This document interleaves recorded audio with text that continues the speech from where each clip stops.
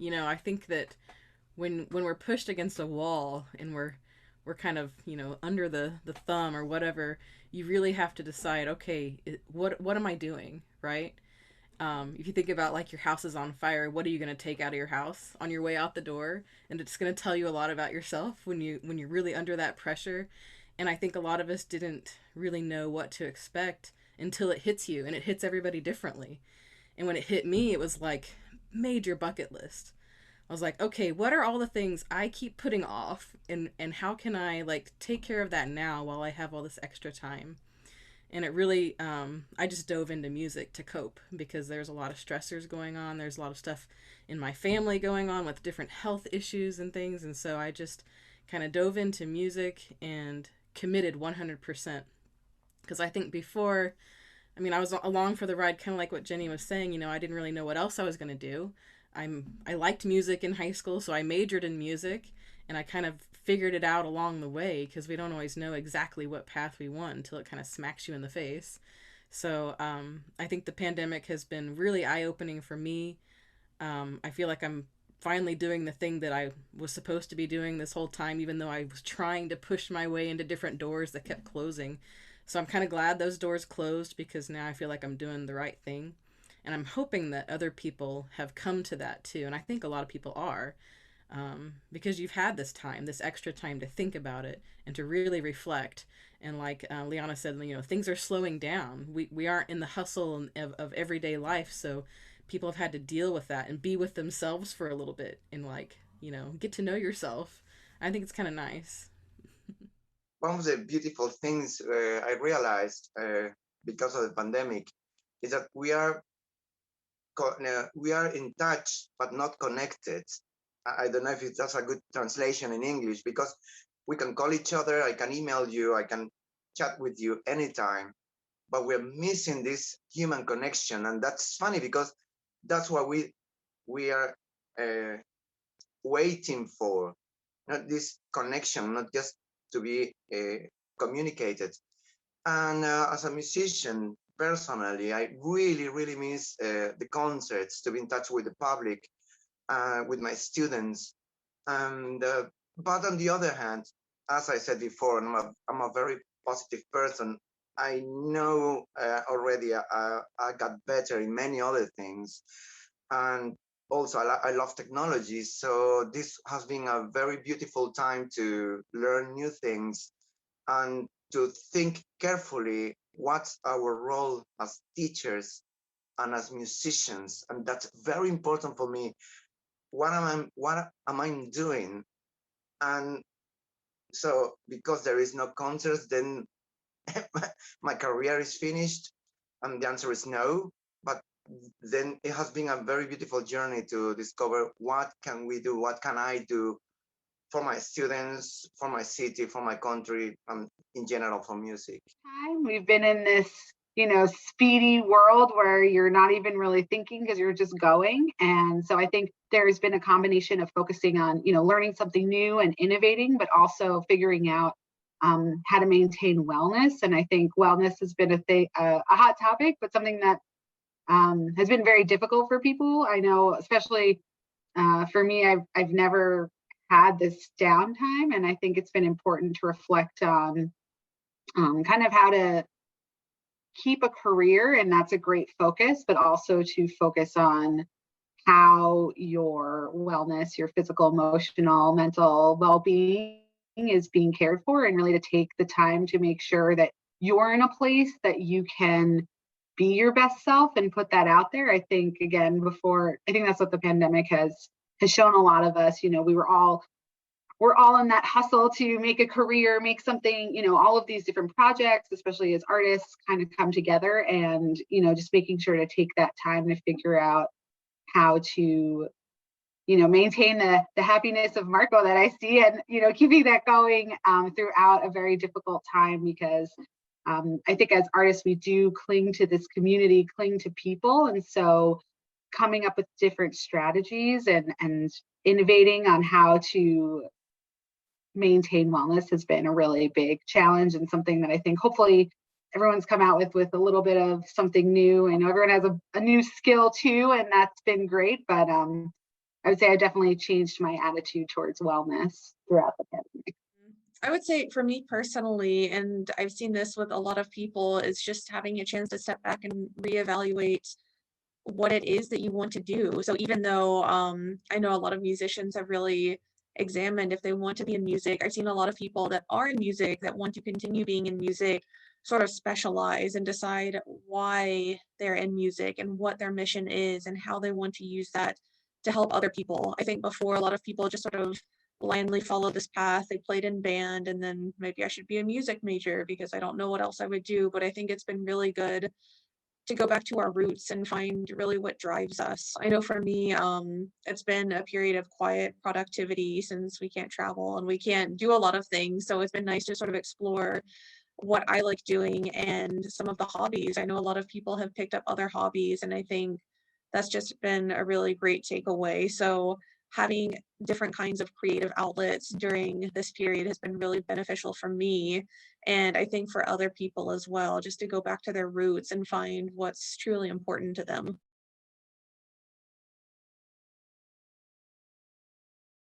When I think about community building, I think about traditions and customs and feeling a part of something. I know, I was thinking as everyone was talking about, music that I've really connected with over the pandemic. And one of the simplest ones was, just a friend from university posted an arrangement they did of a pop song, right? Like in their room, just one night randomly. And the personal connection that I felt to that, like, they don't have anything else, but that developing that personal feeling of connection, community, traditions, and kind of that passion and seeing that in someone is such a alluring thing for building community. And I think,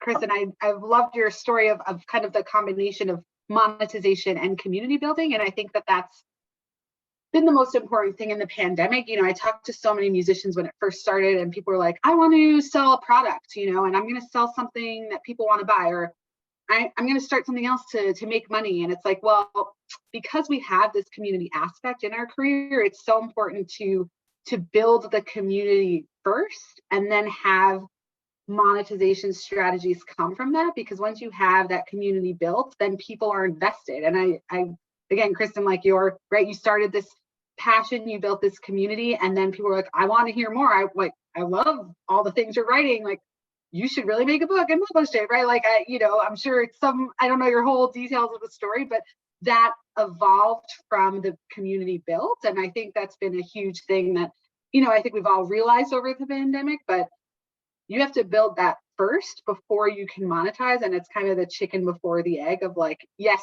of course we all need money. If we were trying to deny that we needed money to support our passion, that would be a lie. But figuring out how to build that tradition and just thinking about what builds community are these little traditions and customs. So just, having one etude a week, like something that everyone comes back to, they know it's there, they can connect to that. Or, I've seen people over the pandemic, like every Monday they would release something new. So like I knew to go to that. I think about like inside jokes on TV shows, right? Like those are the things that bring you back and back because about that thing that's personal and connecting you to them and not just some, general, I don't know, message that's going, as we said, to everybody. It's something that about, they do this thing and you're connected. And so I just, again, think that it's really important to think about the fact that we all as musicians need to monetize, but we also have this passion and community that a lot of, corporations and even a lot of nonprofits like don't need to focus on as much, and building that first to then grow monetization after that, and trying to put them either at the same time or or monetization before the other doesn't result in the results that we're all generally looking for. A couple of years ago, I had my wisdom teeth taken out, and it was quite an ordeal because I'm older, and when you're older, there's more involved, and they had to remove a lot of jawbone. And then I had some additional extractions. I mean, I couldn't play for about 8 months, 9 months, and it was pretty awful. And I was pretty miserable trying to figure out, do I need a career change? Is this going to be career ending, all of this stuff that's going on? So you know, I was kind of in that place a couple of years ago, and then I finally started to get back into shape, and I was on Facebook and I found like Etude of the Week groups, and I played through the entire Cavallini Caprices and got back into shape, which was quite a chore doing one a week because those are tough after having a long break. And then I was searching for other groups because I was in a flute group that was amateur flute because I'm a mediocre flute player and I wanted to do a group like that. And I was like, well, I wonder if there's a clarinet amateur group. And I looked and looked, and I couldn't find one. And I was like, okay, I'll start one. So I started one, and it's been really fun because like that's the level of music I teach all the time, you know, height, melodious and progressive studies, or the Lester books, and that just worked out really nicely. I enjoyed playing through them, and then the community that built around it was just crazy. It just started to just blow up, and everybody's really enjoying just being a part of a group and a community when we're so isolated. And it's kind of neat because we can hear each other. It's kind of like having a studio class every week. Not everybody plays, but people participate. Even kind of the silent people, they'll send me messages every now and then, like, I really like watching even though I don't play. So it's just nice to see that like positive community. And then with the Clarinet Playground, I also have another group where we're playing through my materials in a similar fashion, like one etude a week, and that's been really fun to build that up. And it all just kind of stair-stepped from me feeling like my career is over to getting back into shape to starting etude of the week. And then while I was doing etude of the week, I started writing these etudes, which I had no idea was going to turn into a book, and it just kind of kept blowing up from there. I think a major part of community for me is just conversation. I've seen a huge increase in the number of people that are selling things, offering these resources in the last year, and I think that's wonderful. But the biggest drawback I see to that is a lot of people are talking at everyone else and they're not truly listening, and there's no conversation. They say, here's my product, buy at the end, buy. And there's no engagement. There's no like, what are you practicing? What do you think? What struggles do you have? Or any kind of community building conversation starters like this. And I think that's such a crucial part of what we do. If we think back to live events, there's always so many conversations. If you're in an exhibit hall, what pieces are you looking at? Great concert. How long did you practice that piece? What's your setup? And all of these conversation topics that I think translate really well online. So that's just something important, is to build these connections and start these conversations so you can build the community. I got a strong feeling that sometimes musicians and non-musicians, they want to get people to sell things, which is okay. But then you have customers, which is fine. But then what is a community? I think that when you start something, thinking of amateurs, musicians, clarinetists to get together to share, and then, well, you can share or sell things, but you started it because there was something in common you want to, there was a pure feeling to share, to be together. I'm not someone that starts a group because at the end, I just want to sell things. Or, I just want to promote myself, which is okay. But myself, I don't call that a community. This is a bunch of people that got together for different reasons. So, and that from this point of view, CLARIPERU is a community because we really care about the people that is engaged with us. And there is a lot of thousands of people that are just around, but there are a lot, hundreds of people that is with us all the time, listening, participating in our projects, reading our bulletin, interacting with us all the time.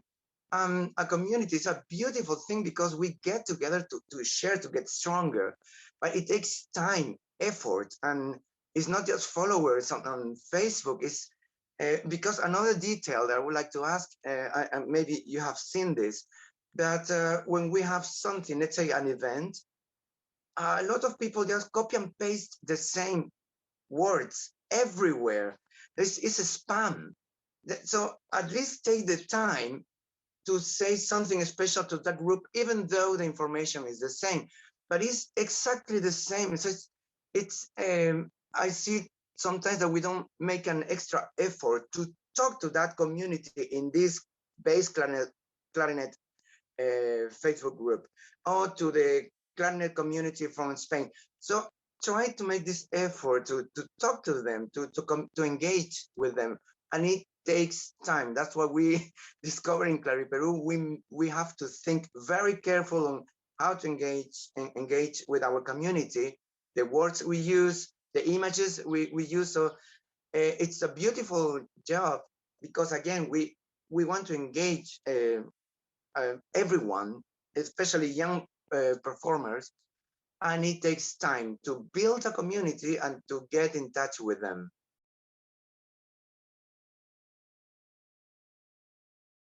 I was reading about the early 20th century and the prominence of the radio, and they had the exact same problem that we're having today. Well, people don't have to go to concerts if they could listen to classical music on the radio, and it's been fine. So I think it will definitely change. We might lose a few numbers, but we might gain other people that have really felt the absence of live music. And I think even though the numbers might change, it will be more fierce followers and more high engagement, just like online marketing or social media. It doesn't really matter how many followers you have or how many people show up to concerts, it's how engaged they are.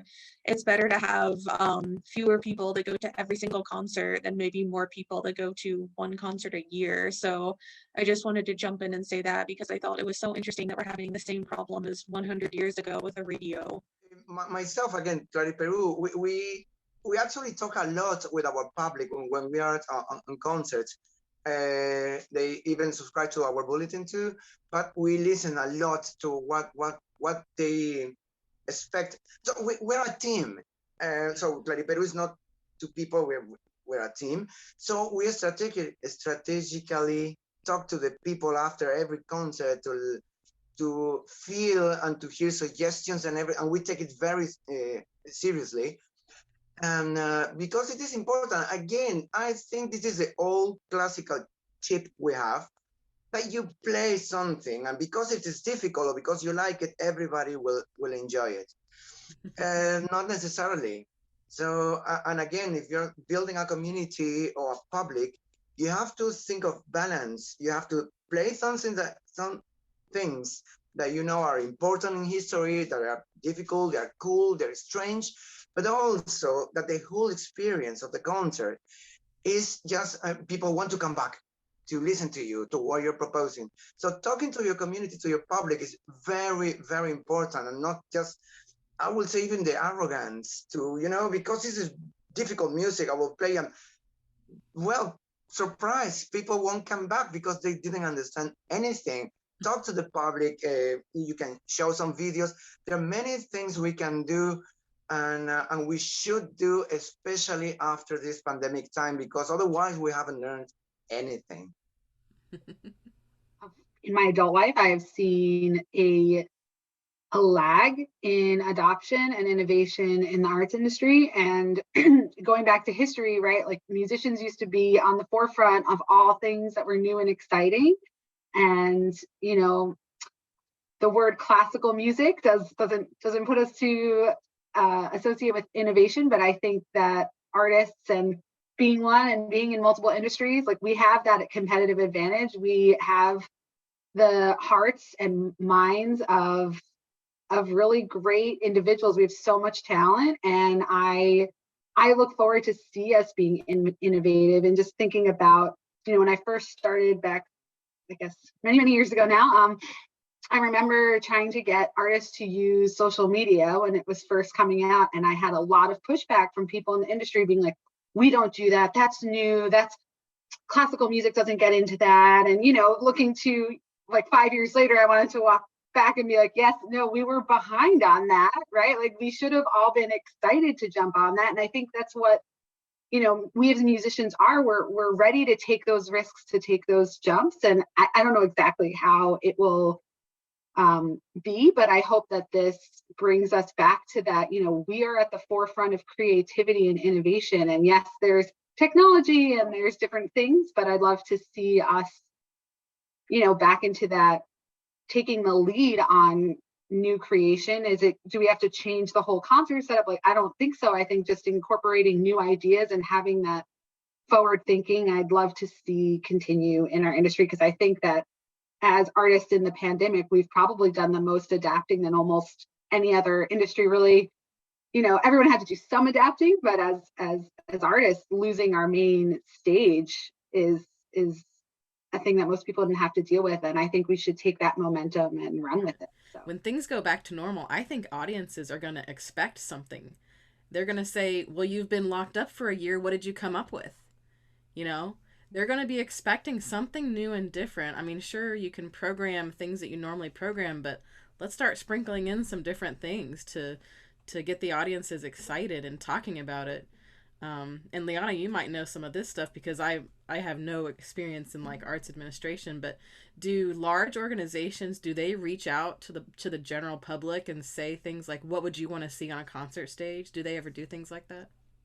arts organizations do reach out. They do have newsletters. Again, I think generally we've been a few years behind on a lot of stuff, and social media is like my easiest example because I experienced it so clearly.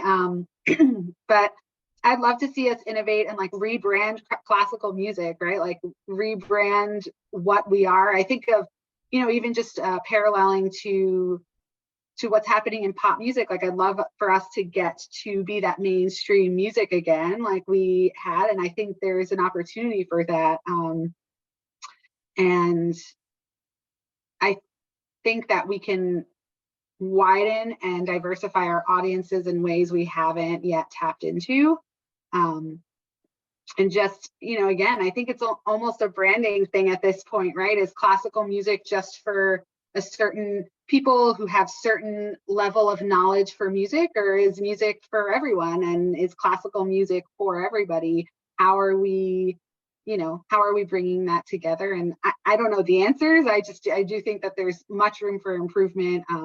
You know, I track a lot of like rappers and artists that are in mainstream media and see the level of followers and the level of engagement. And I don't necessarily think we have to cut our quality in order to diversify and broaden our audiences. I think it's again just an innovation challenge for artists. You know, I'm with 3 extremely innovative artists right now, and that have been talking this whole time, and I'm so impressed with everything you all have done. And I think that there's just so much opportunity for all of us to continue to grow our audiences. So I think again there is definitely work to engage audiences on the arts administration level, and I think we have the capacity, the creativity, and the opportunity to really expand.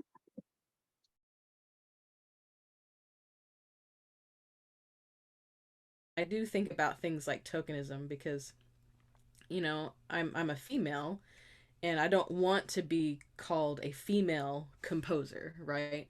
I just want to be a composer. And I would think that a minority would also want to just be thought of as a composer, not an African American composer, not a Native American composer, but a composer, just a composer, right? So I think we want to make sure everybody's feeling represented, and we definitely want people to have heroes, because how are you going to reach the minorities if they have no heroes to look forward to, right?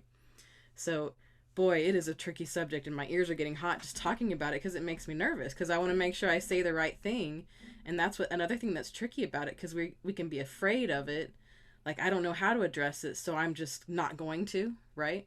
But we have to figure it out, and we need to invite people to the conversation who can actually contribute and tell us what can we do that would really make an impact and not just have a token. But I think that has to come from a place of genuine interest. I think a lot of people are changing, which is wonderful, because we definitely need more music like this that shows truly diverse audiences and backgrounds, so people going to the concert can feel included. And I think as long as people make the commitment, and it's not one concert or one season, but there is a lifelong commitment to all of these efforts, I think that's really the key of this, is not just doing a one and done kind of deal, but making it in all aspects of programming, of outreach events, of everything that you're doing, of social media, where everyone feels included.